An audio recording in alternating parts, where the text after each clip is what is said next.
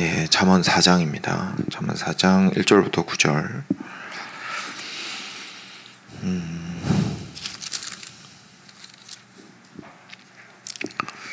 네, 같이 교독하겠습니다. 1절부터 9절. 제가 먼저 한 절 읽겠습니다. 아들들아, 아비의 훈계를 들으며 명철을 얻기에 주의하라. 내가 선한 도리를 너희에게 전하노니 내 법을 떠나지 말라. 나도 내 아버지에게 아들이었으며 내 어머니 보기에 유약한 외아들이었노라. 내 말을 내 마음에 두라. 내 명령을 지키라. 그리하면 살리라. 지혜를 얻으며 명철을 얻으라. 내 입의 말을 잊지 말며 어기지 말라. 지혜를 버리지 말라. 그가 너를 보호하리라. 그를 사랑하라. 지키리라. 지혜가 제일이니 지혜를 얻으라. 내가 얻은 모든 것을 가지고 명철을 얻을지니라. 그를 높이라. 그리하면 그가 너를 높이 들리라. 만일 그를 품으면 그가 너를 영화롭게 하리라. 함께 읽겠습니다.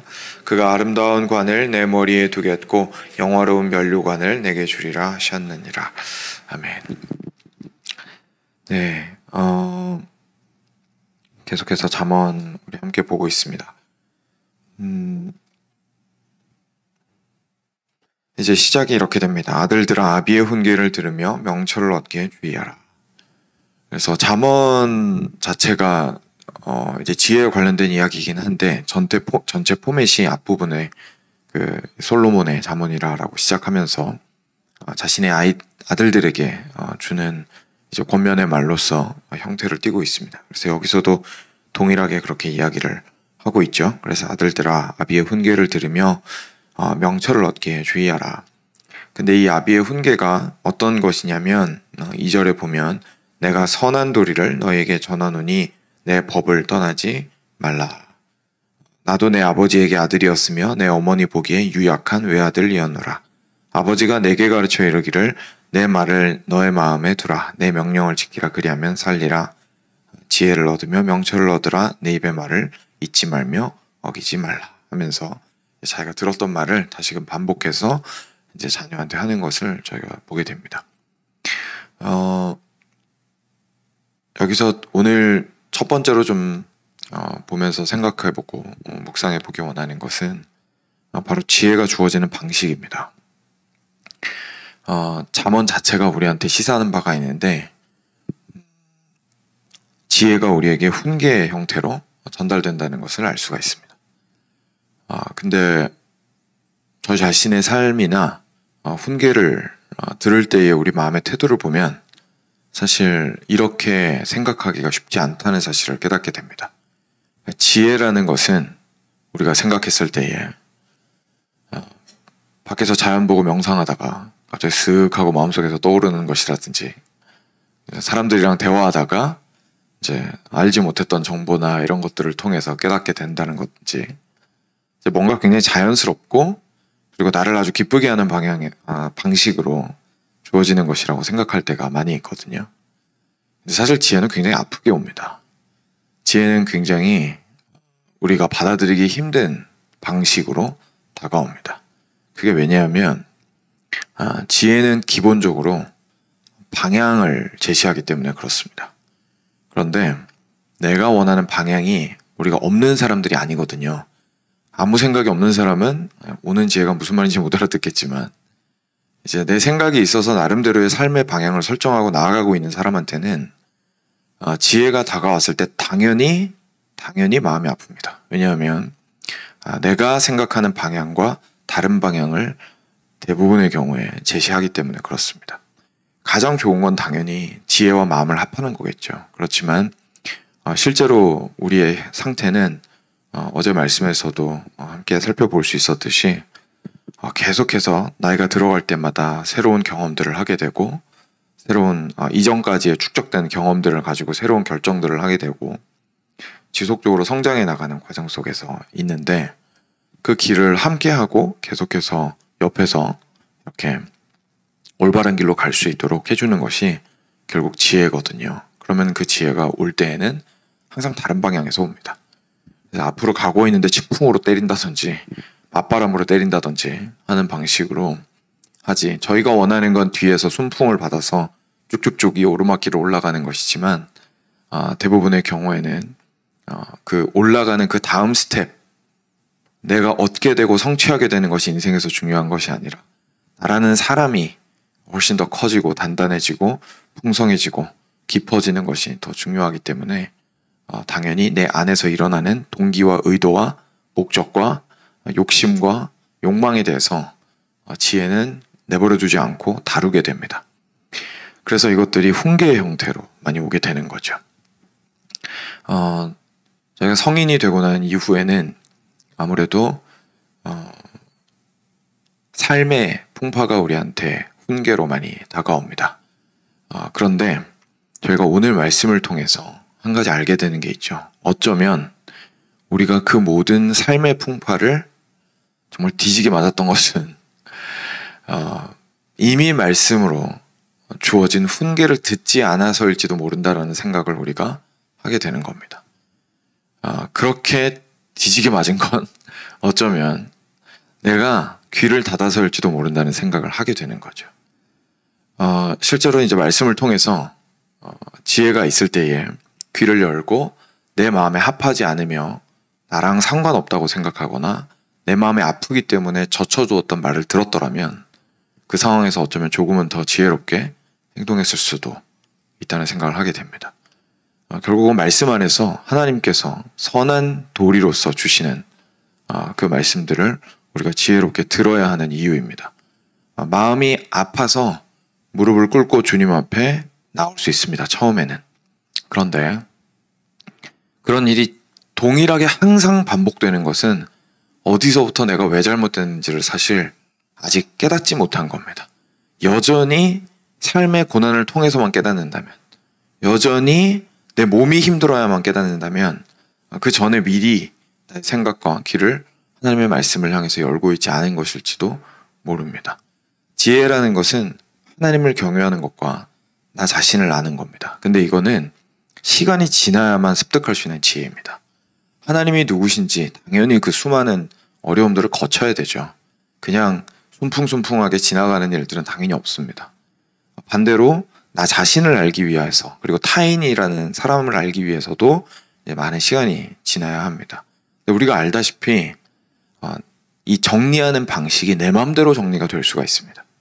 경험이 쌓이다 보면 그런 거 많이 보죠. 경험이 많이 쌓였는데, 똑같이 경험이 많이 쌓이고 고생을 많이 했는데 이제 나이가 많이 먹고 나서 옆 친구랑 대화해보면, 새로 만나는 분이랑 대화해보면 이 정리한 내용이 너무 다르다는 걸 저희가 많이 느끼게 됩니다.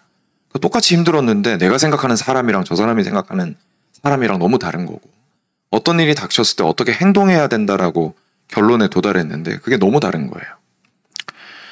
오늘 말씀이 우리한테 말씀해주고 있는 건 내가 너희에게 전하는 것이 선한 도리이다 라고 말하고 있습니다. 물론 방식은 사람마다 조금씩 다를 수 있습니다. 문화적인 차이도 있을 거고 성향적인 차이도 있기 때문에 좀 다를 수 있겠지만, 이 선하다 그르다의 측면에서 아예 달라버리면 누군가는 정리를 잘못한 겁니다. 그렇죠? 누군가는 정리를 잘못한 겁니다.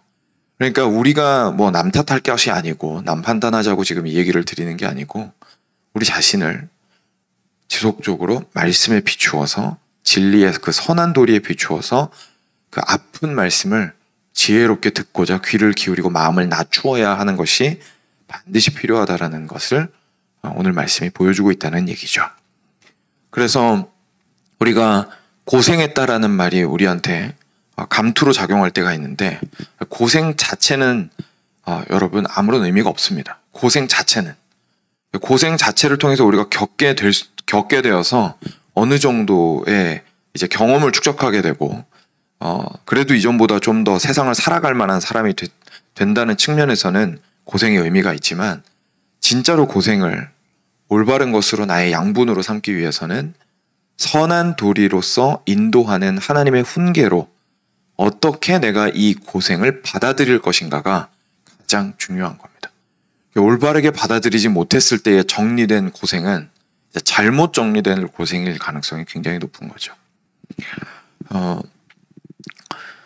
그래서 우리가 우리의 삶 가운데에서 훈계의 모습으로, 영 우리가 참 받아들이기 쉽지 않은 모습으로 그 지혜를 얻게 된다는 것을 다시 한번 기억하며 이 훈계의 말씀에 귀를 기울이셨으면 좋겠습니다.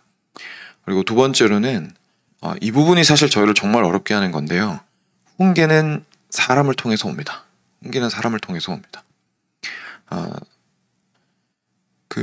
우리가 가장 듣기 힘들어하는 말이 그냥 옆에서 나랑 스타일 다른 사람이 나한테 하는 말을 듣기 힘들어하는 것도 있지만 직접적으로 나에 대해서 이제 평가하고 그걸 비판하고 뭔가 꾸짖는 말을 듣는 것이 가장 힘들잖아요. 그리고 이제 그거를 비껴가는 다양한 방식들이 있죠. 뭐 내 상황을 잘 이해를 못해서 저 사람이 저렇게 이야기를 한다.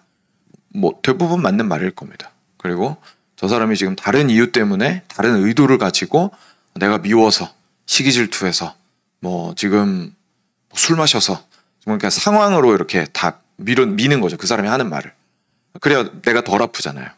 그래서 저 사람이 뭐 때문에 이런 말을 하는 거야 라고 하면서 이렇게 슥슥슥 하고 밀어버립니다. 그러니까 다양한 방식으로 이렇게 저희는 요리조리 피하는 이제 삶의 능력들을 체득을 하고 있는데 사실 저희가 정말로 오는 말들을 통해서 저희가 훈계로서 받기 위해서는 그 안에서 하나님께서 하시는 말씀이 있다는 생각을 하고 그것이 무엇인지 분별하려고 하는 겁니다. 정말 얼토당토하는 말도 있습니다. 분명히 그런 말도 있지만 대부분의 경우에 어느 정도의 진실이 있는 거거든요. 그러니까 하다못해 저를 향한 부당한 비판이 뭐 누군가에 의해서부터 있었어요. 근데 아무리 생각해도 100번 생각해도 아닌 것 같아요. 근데 한 가지 진실은 있습니다. 적어도 그 사람 눈에는 그렇게 비쳤다는 거거든요. 제가. 그렇다라는 거는 다시 한번 생각해 볼 여지가 분명히 있다는 겁니다. 그러니까 핵심은 내가 변하는 거지 그 사람이 나한테 그 말을 할 만한 사람이냐는 두 번째 문제입니다. 그렇기 때문에 들은 말이 있다면 그 사람이 나한테 그 말을 할 사람이냐라고 생각하는 것보다 어떻게 하면 내가 더 풍성해질 수 있을 것이냐, 이 일을 통하여 어떻게 하여 더 이 말을 통하여 어떻게 더 깊어질 수 있을 것이냐라고 생각하는 것이 훨씬 더 유익이겠죠. 그리고 세 번째로 저희가 생각해 볼 수 있는 건 결국은 우리 부모 자녀 간의 관계인 것 같습니다. 이제 글쎄요, 저희 이제 훨씬 더 오래된 우리 부모님 세대 같은 경우에는 자녀들과의 관계에 있어서 굉장히 강압적인 경우가 굉장히 많이 있었습니다. 근데 그게 이제 통하는 시대였죠. 사회 전체적으로 분위기가 그랬기 때문에 위에서 누르면 밑에서는 그냥 눌리는 그런 시대였습니다. 근데 그때 문제는 뭐였냐면 이제 나를 누르는 저 아버지의 음성이 과연 선한 도리인가? 그죠? 선한 도리가 아닌데도 자꾸 권위로 누르니까 거기서 문제가 발생을 한 거죠. 그러니까 밑에서 눌리면 당연히 화가 나는데 눌리는 대로 있을 수밖에 없었고 나중에 이제 힘이 생겼을 때는 당연히 더 이상 안 됐죠. 놓친 내가 또 이상한 소리 한다고 그러고 마는 거죠. 그죠? 왜냐하면 그 말하는 말 자체에 합리성도 없고 뭔가 권위도 없고 막 그렇다 보니까 사실 듣고 싶지가 않잖아요. 그래서 그냥 이제 기분 맞추는 쪽으로 가는 거죠. 근데 그래서 이제 우리 세대를 사실 돌아봐야 하는데 그 다음이 된 우리는 어떻게 하고 있느냐를 이제 돌이켜 볼 필요가 있는 거죠. 사랑하는 여러분, 훈계는 자녀 양육에 반드시 필요한 겁니다. 훈계는 자녀 양육에 있어서 선택이 아니라고 성경은 이야기합니다. 그래서 바른 도리를, 선한 도리를 자녀에게 명확하게 이야기를 해주는 것은 필요합니다. 우리가 위에서부터 그렇게 이제 눌림을 당한 거는 물론 부당했겠지만 우리도 똑같이 내가 당한 대로 갚아주는 건 더 나쁜 거고요. 반대로 이제 그러니까 너는 네 맘대로 살아라라고 하는 건 사실 훈계의 중요성. 그러니까 이 아이가 어떤 방식으로 지혜를 얻는지에 대해서 아이한테도 적용을 우리가 해야 되거든요. 나한테만 적용을 할 게 아니라. 왜냐면 나한테 주신 아이이기 때문에. 이 아이가 어떻게 해야 지혜롭게 주님 안에 있을 수 있을 것인가를 고민을 해야 되는 겁니다. 근데 잠언을 통해서 우리가 알게 되는 건 그 방식이 사실 훈계의 방식을 통해서 주어진다는 거죠.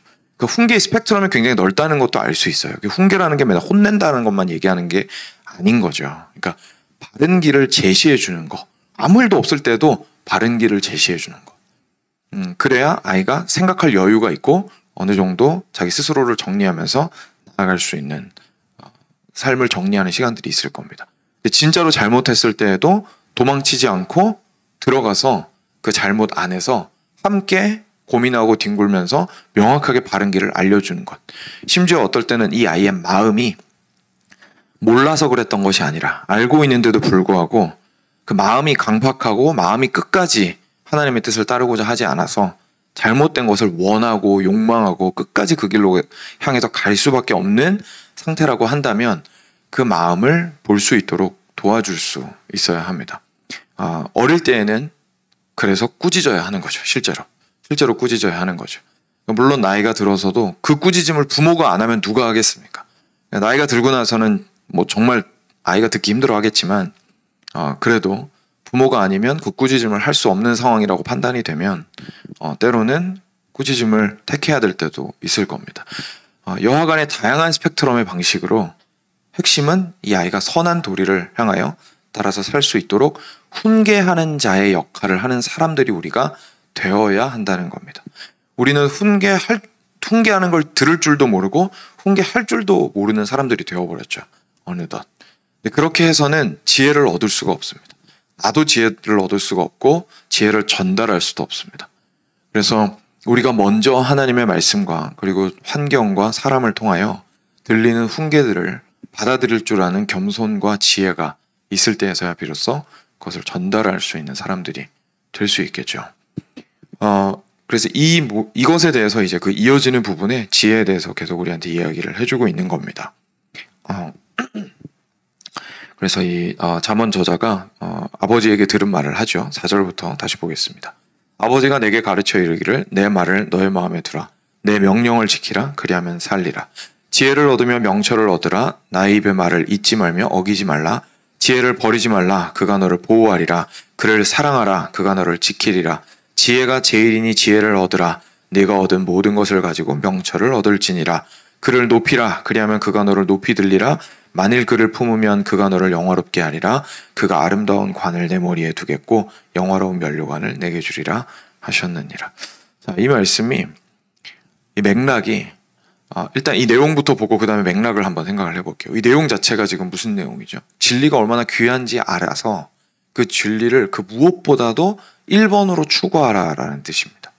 다시 말해서 내가 얻을 수 있는 것이 금이고 내가 얻을 수 있는 것이 은이고 내가 얻을 수 있는 것이 평안한 관계이고 내가 얻을 수 있는 것이 내 마음의 빈자리를 채우는 것이고 내가 얻을 수 있는 것이 나의 쾌락이고 내가 얻을 수 있는 것이 내 귀에서 더 이상 시끄러운 소리가 들리지 않는 것이고 내가 얻을 수 있는 것이 옆사람, 나를 괴롭히는 옆사람 때문에 내가 힘들었는데 이 사람으로부터 멀어짐으로 말미암아 내가 얻게 되는 평안이라고 우리는 생각할 수 있지만 어떠한 상황에서도 1번으로 추구할 것이 가장 귀한 것이 사랑하며 높여야 할 것이 지혜다라는 이야기를 하고 있는 겁니다. 이 상황을 통하여 나는 어떻게 지혜를 얻을 것인가? 나라는 사람이 어떻게 지혜를 얻어 지혜자가 될 수 있을 것인가? 라는 이야기를 하고 있는 거죠. 그러니까 이 맥락 전체가 앞부분에 제일 먼저 훈계에 대해서 이야기를 했잖아요. 지혜를 사랑해야 된다라는 것 자체도 지금 훈계로서 오고 있습니다. 가르침으로 오고 있습니다. 그래서 이것들을 깊이 있게 생각하고 우리 삶 가운데에서 하나님이 내가 원하는 방향으로 기도를 들어주시기만을 원하는 것이 아니라 왜냐하면 실제 문제는 우리 마음의 원에 있거든요. 그러니까 내가 원하는 대로 하나님이 기도를 들어주시면 세계는 붕괴되겠죠. 세계는 붕괴됩니다. 왜냐하면 내 욕심대로 모든 게 다 이루어지면 나만 왕이 되고 나머지 사람 다 죽거든요. 그렇기 때문에 나의 원을 온전히 이루어주시기만을 우리가 원하는 것이 아니라 하나님께서 어떠한 분이신지를 깊이 아는 지혜로 내가 변화되어 나의 원함이 하나님의 원함이 될 수 있도록 그리고 그때에서야 내가 이 훈계를 받은 훈계를 어떻게 전달하여 줄지를 알 수 있게 되는 것. 그것이 사실 우리가 이 인생을 살아나가면서 지속적으로 하고 싶어 해야 하고 이게 진짜 제1의 목적이다라는 생각을 해야 하는 부분입니다. 그랬을 때에서만 비로소 우리 삶이 정말 참된 의미를 가지게 됩니다. 그래서야 비로소 그냥 단순하게 우리의 실패나 어려움에 대해서 이 끝에 오는 그 달콤함과 성공이 있었기 때문에 이 고생이 다 그래도 보상을 받았어 라고 이야기를 하는 것을 넘어서서 이 고난이 없었다면 나는 이런 사람이 되지 못했을 거야 라고 하면서 그 모든 과정을 의미 있게 받아들일 수 있게 되는 것이 사실 이 지혜를 구해가는 과정입니다.